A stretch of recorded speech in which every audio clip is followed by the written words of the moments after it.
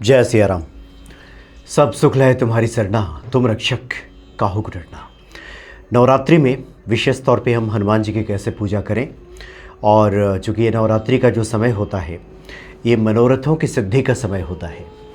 ये वो समय होता है जिस वक्त दैवी और आसुरी शक्तियाँ दोनों ही इस धरा पे सबसे प्रबलतम वेग में विराजमान रहती हैं, मौजूद रहती हैं। अच्छी शक्ति भी, बुरी शक्ति भी, देवताओं के भी और असुरों के भी। वैसे तो हमेशा रहती हैं, लेकिन नवरात्रि के इन 10 दिनों में यानी दशमी तक ये जो शक्तियां हैं अपने प्रबलतम वेग में रहती हैं।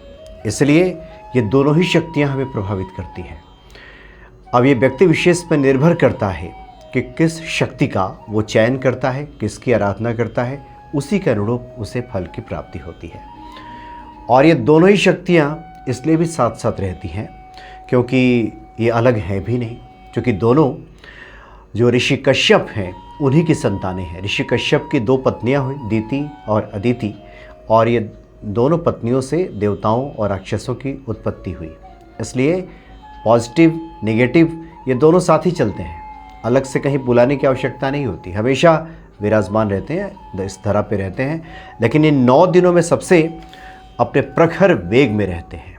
इसलिए अगर हम कोई भी आराधना करते हैं, साधना करते हैं, तो उसका जो फल है हमें बहुत जल्दी प्राप्त हो जाता है। या इस प्रकार के हमारे कुछ विचार हैं, निगेटिव हमारे जो कुछ थॉट प्रोसेस हैं, कुछ इस प्रकार की हमारी सोच है, तो उतने ही अधिक वेग से वो जो बुरी शक्तियां हैं हमें प्रभावित भी करती हैं, अपनी पकड़ में भी लेती है, जकड़ती भी हैं। इसलिए इन विशेष दिनों में हनुमान जी की साधना अवश्य करनी चाहिए। एक हम हनुमान जी के साधना की बात कर रहे हैं, और ये 41 दिवसीय साधना है, या फिर इस नवरात्रि में 9 दिनों में 41 पाठ कर लेना है। अगर नवरात्रि में हो गया तो बहुत बढ़िया, नवरात्रि में अगर ये संभव नहीं हो सका तो किसी भी मंगलवार से इसकी शुरुआत की जाती है, और 41 दिन तक, अगले 41 दिन तक इस पाठ को किया जाता है। और ये जो पाठ है ये हनुमान अष्टक का है। चूँकि इसमें एक बार चर्चा हुई थी, बहुत से जो साधक हैं उन लोगों ने अपने अनुभव भी बताए थे कि नवरात्रि के इन 9 दिनों में हनुमान अष्टक का अगर 41 दिन का पाठ किया जाए, और इसके लिए कुछ सामग्री है, खास करके हनुमान यंत्र और हनुमान जी की कोई तस्वीर, मूर्ति को सामने रख करके इसका पूजन किया जाए, फिर पाठ किया जाए, तो इसका प्रतिफल हमें तुरंत प्राप्त हो जाता है।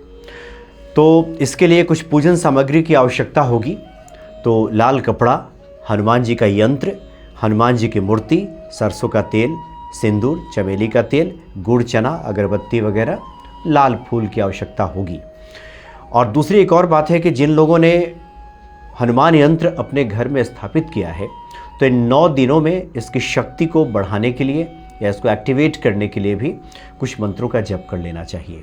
हनुमान यंत्र के सामने बैठ करके उस पर सिंदूर से और पुष्प से, लाल फूल से पूजन करके उस पर जो मंत्र अंकित है, ओम हंग हनुमते रुद्रात्मकाय हुं फट, 1 माला प्रतिदिन करने से यंत्र की शक्ति बढ़ जाती है।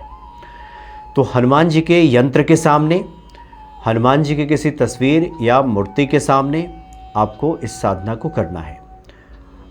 आप इन 9 दिनों में कर लें अगर हनुमान यंत्र आपके घर में है तो, और नहीं तो फिर बाद में भी किसी मंगलवार से इसको कर सकते हैं। तो ये सामग्री जब आपके पास आ जाए, लाल कपड़ा, हनुमान जी का यंत्र, हनुमान जी की मूर्ति, सरसों तेल, सिंदूर, चमेली का तेल, गुड़, चना, अगरबत्ती वगैरह सब आ जाए, तो नवरात्रि के प्रथम दिवस जो शुरुआत हो रही है, यानी जिस दिन माता शैलपुत्री की पूजा होती है। और दूसरी एक और बहुत महत्वपूर्ण बात है जो हम आपको बता दें कि वैसे भी जो हनुमान जी हैं संकट मोचन है, माता रानी की जो आराधना होती है तो उसमें भी किसी प्रकार की विघ्न बाधा ना आए, जो विध्वंसक तत्व है वो सामने ना, इसलिए संकट मोचन हनुमान जी की पूजा आराधना होती है। एक और बात आती है, खासकर ये तो चैत्र नवरात्र है अभी, लेकिन जिस वक्त शारदीय नवरात्र का समय आता है उस वक्त पंचमुखी रूप जो हनुमान जी ने धरा था, नवरात्रि में ही धरा था और अहिरावण का वध किया था। तो वैसे भी हनुमान जी की भी जो शक्ति है अपने काफ़ी प्रबलतम वेग में रहती है इन दिनों में, और साधकों को कृपा की अनुभूति बहुत जल्द हो जाती है।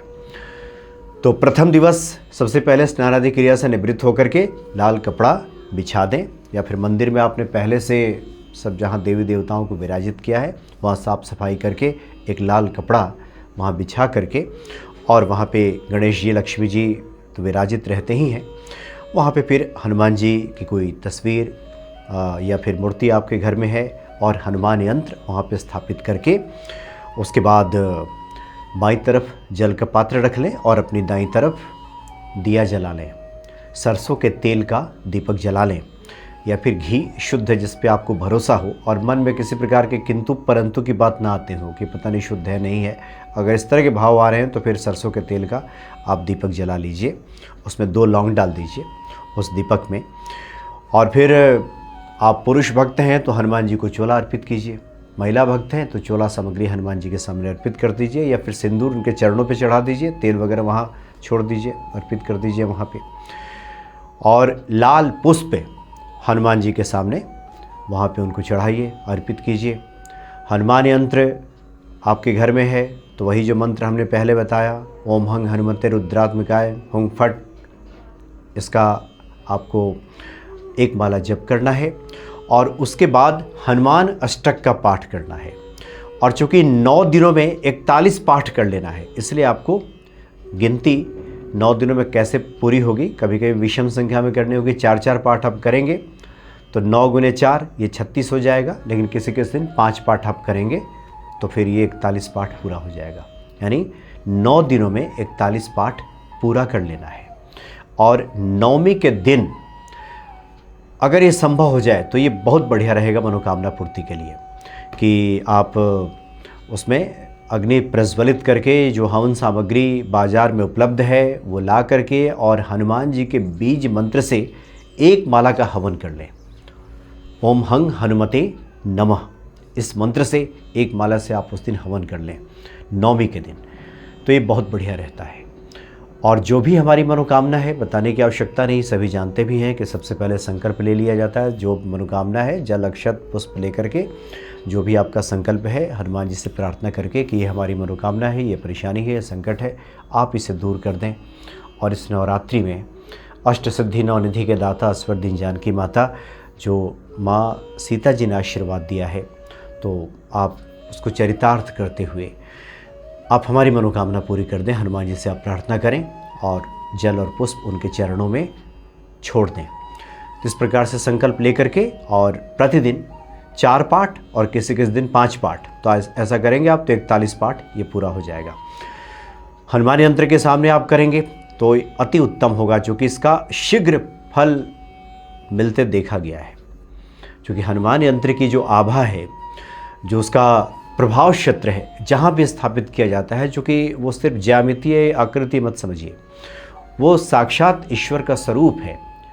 चूँकि उसमें मंत्र और यंत्र की विशेष महिमा है, तंत्र की भी है, लेकिन तंत्र के साधकों के लिए फिर अलग फिर बातें हो जाती हैं। लेकिन जो गृहस्थ हैं यंत्र और मंत्र की साधना करें तो इसका फल जल्दी हमें मिल जाता है, और जो चाहते हैं वो सब हमें प्राप्त हो जाता है। तो इस प्रकार से आप पूजन करें, और ये प्रतिदिन का एक नियम बना लें कि 9 दिनों में माता की आराधना के साथ साथ हम हनुमान जी के अगर यंत्र पे प्रतिदिन हम थोड़ा सिंदूर अर्पित करके लाल पुष्प चढ़ा करके एक माला अगर हम मंत्र का जप कर लेते हैं जो उस पर अंकित है जो मंत्र, तब तो समझिए कि हनुमान जी की विशेष कृपा हमें प्राप्त हो जाती है। और कोई भी विशेष दिन जब होता है, ये तो नवरात्रि की बात हो गई, होली, दीपावली, ग्रहण, इस तरह के जो विशेष दिन होते हैं तो ये शक्तियाँ ज़्यादा जागृत रहती हैं, और इस दिन जो हम साधना करते हैं उस दिन इसका विशेष फल हमें शीघ्र फल हमें प्राप्त हो जाता है। तो इन नवरात्रि के 9 दिनों में इस प्रकार से आप साधना करें। नवरात्रि में अगर ये संभव नहीं हो पा रहा है, किसी कारण से हनुमान यंत्र की व्यवस्था नहीं हो पाई, नहीं मिल पाया, तो फिर आप आगे भी कभी भी मंगलवार से इसको लेकर के और 41 दिन का फिर उसके बाद साधना की जाती है। 41 फिर पाठ पूरा नहीं करना है, 41 दिन तक करना है, तब जा कर के ये इसका विशेष जो फल है ये देखा जाता है। तो हनुमान अष्टक का पाठ करना है, और जो लोग हनुमान चालीसा का पाठ करते हैं वो करते रहें। कोई विशेष मंत्र का जप वो पहले से करते आ रहे हैं वो करते रहें। बीच में ये विशेष कुछ साधनाएं होती हैं जो करने की आवश्यकता होती है। तो इस प्रकार से आप ये साधना करें, निश्चित तौर पे पवन पुत्र हनुमान जी कृपा हमें प्राप्त हो जाएगी। जय सिया राम।